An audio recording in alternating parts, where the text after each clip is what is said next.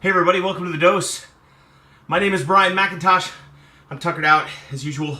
I had a really cool thought while I was in the middle of my workout. I was doing this funky circuit training thing where I run for a half mile about as fast as I can do it without feeling like I'm gonna die.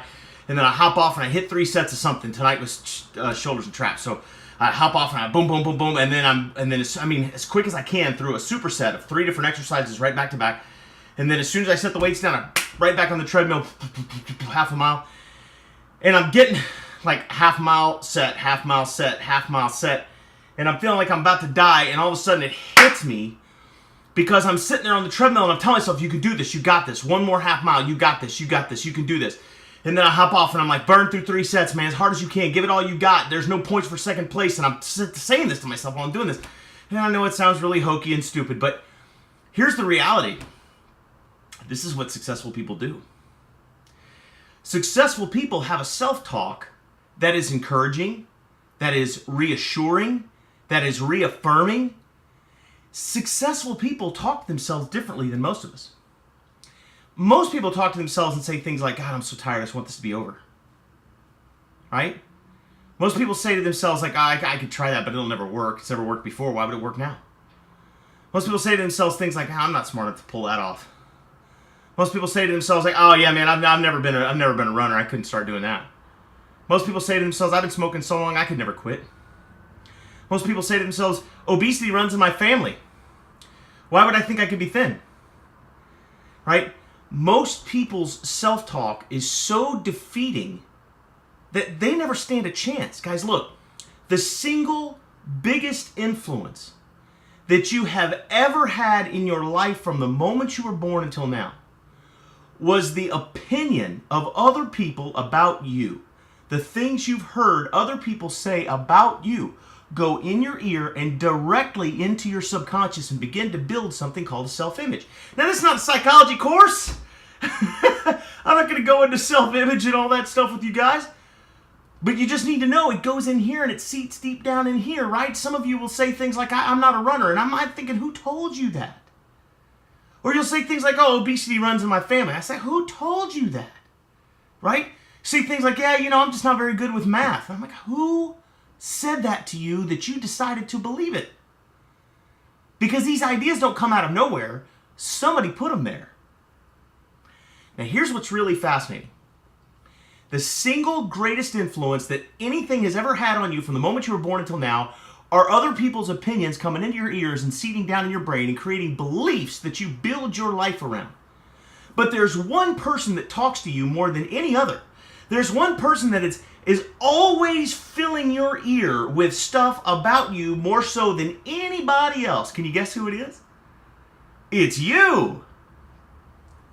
We think in pictures, but we talk to ourselves in words nonstop all the time.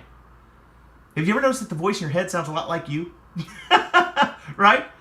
We do this all day long and frankly all night long too while you're sleeping.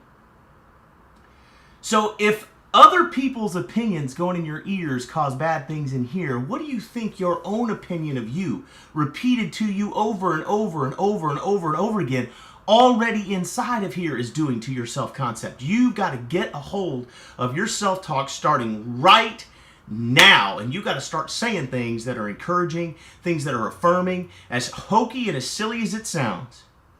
And some of you are going, pfft, right, when you hear this stuff.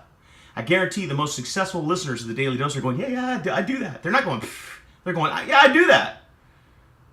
Professional athletes talk to themselves. Boxers talk to themselves. Golfers talk to themselves.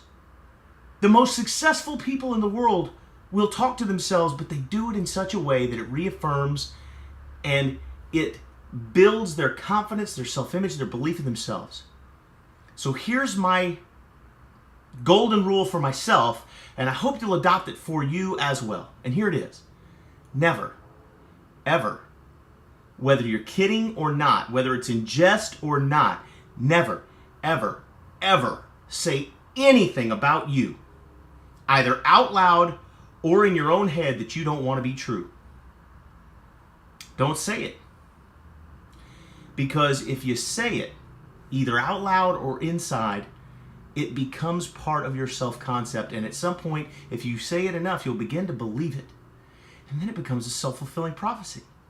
Because if you believe you're not good at math, you won't try very hard in math, and as a result, you won't be very good. If you believe obesity runs in your family, you won't try very hard to stay fit, and as a result, probably wind up obese. If you believe that temper tantrums are just part of your genetic makeup, then you won't try very hard to obtain some emotional maturity, and you'll throw a temper tantrum every now and then, and lo and behold, you'll become the kind of person prone to temper tantrums. See, what you believe about yourself 100% makes up who you are. Your outward actions, words, mannerisms, characteristics, responses, everything that comes from you is derived from your belief in your mind of who you think you are. And who you think you are, your self-concept is a 100% a result of what other people have said about you and what you've said to yourself. And so you can begin to change that right now by changing how you speak to you. Be good to you, because nobody else is going to be good to you. And that's the dose.